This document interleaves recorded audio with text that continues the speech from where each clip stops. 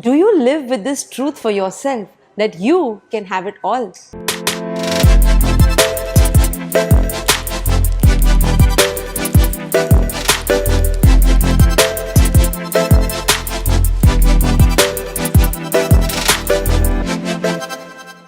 The idea that we can have it all and do it all is not new to the modern world, because this myth has been with us for a real long time. And I believe virtually everyone in life today lives with this myth. In everywhere that you see, outside in advertisements, corporate jobs, job descriptions, or even in university applications, you see this idea perpetuating everywhere. But what is new is how, especially damaging, this myth gets into our life today, especially because of this time where the distractions and choices have increased so much. And what has this done to us is that it leads to stress to people who try to cram more and more activities into their already overscheduled and stretched lives.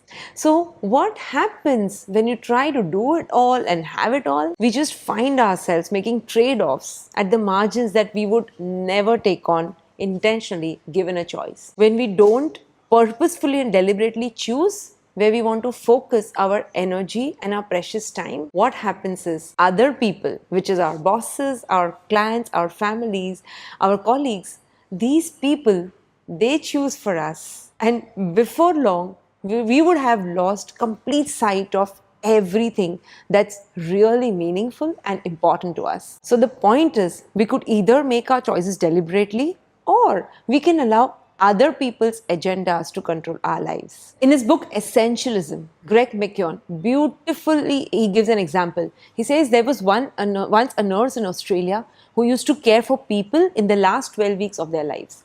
And she recorded their most often discussed regrets. And do you know what topped the list? It was that they wished that they had the courage to live a life which was true to themselves and not the life that others expected of them. So what does this whole thing require us to do? What does it mean to us? It requires us to not just haphazardly say no, but purposefully, deliberately and strategically eliminate everything that's not essential into our lives. It's not about just getting rid of the obvious time wasters into our life, but it would also end up us cutting out some real good opportunities as well. Choice is ours. So instead of reacting to the social pressures pulling us into million directions, we could learn a way to reduce, to simplify, and to focus towards what's absolutely essential while eliminating everything else. The best analogy of this whole discussion could be by comparing it to our wardrobes.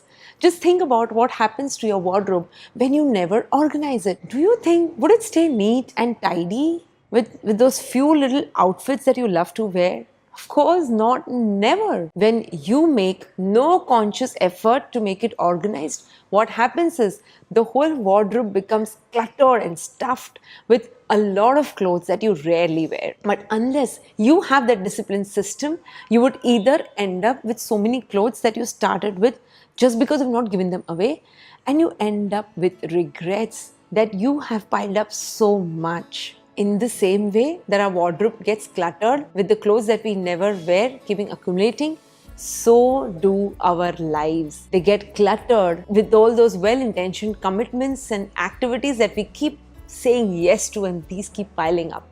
So let me discuss 3 strategies with you here. The 3 keys that you can adopt to declutter your life in the same way that you choose to declutter your wardrobe. The first action is to explore and evaluate. So how about, instead of asking, is there a chance that I'll wear this someday in future? What if you ask this question? I know it could be a little difficult, but still, do I really love this? Do I wear this often? And if the answer is no, you know that this stands out for elimination. And in the same way, into our personal or professional lives, we could ask, this same question that the same question you ask for the clothes. Will this activity or will this effort make the highest possible contribution towards my goal? And if the answer is no, you know what to do. The second action here is to eliminate. Let's say you divided your clothes into two piles. You said to organize them. It's two piles. One is a pile of must-keep clothes and second is a pile of probably I should get rid of clothes. But the question is, are you really ready to really stuff it out and get rid of this whole thing into a bag and send it across to some NGO or somewhere? Not really, right? And if you think you're quite not there yet, just ask this question, which could be a killer and a game changer, which is, if I did not already own this, how much would I spend today to buy it? And the answer to this question would usually do the trick. So in other words, it's not enough to determine which activities and efforts don't contribute to your goal. We also have to take active action to eliminate them right away. Only the first step is not going to make any sense if you do not take the second step of elimination.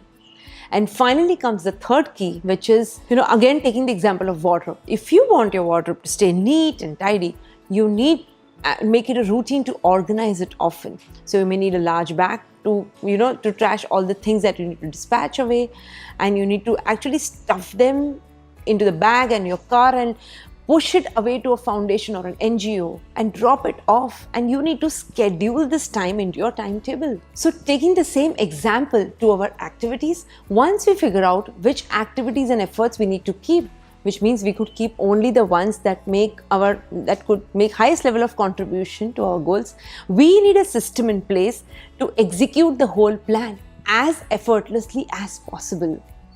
These 3 steps are extremely powerful, guys.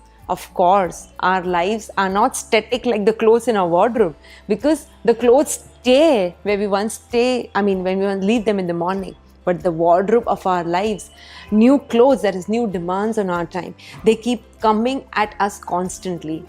Just imagine if every time we open the doors to our wardrobe and we found that people have been shoving the clothes there. If every day you clean up in the morning and by afternoon you again find that stuff inside. Just imagine this. Unfortunately, most of our lives are not like this. How many times do you feel that you started your workday with a schedule and by the time you reach mid-morning, you are already off track or a little behind from where you started? Or how many times did you have that to-do list written in the morning and found that by the evening, the list got even longer? How many times have you looked forward to a quiet weekend at home with your family, and then by the time as and when the weekend progresses, you find everything coming up, another social commitments, household errands, play dates, or anything unforeseen just comes up. It happens to all of us. But the good news is that there is always a way out. So how about creating a system for handling the wardrobe of our lives? How about being disciplined so that we apply each and every time the same system whenever we are faced with the decision of should I say yes or should I politely decline?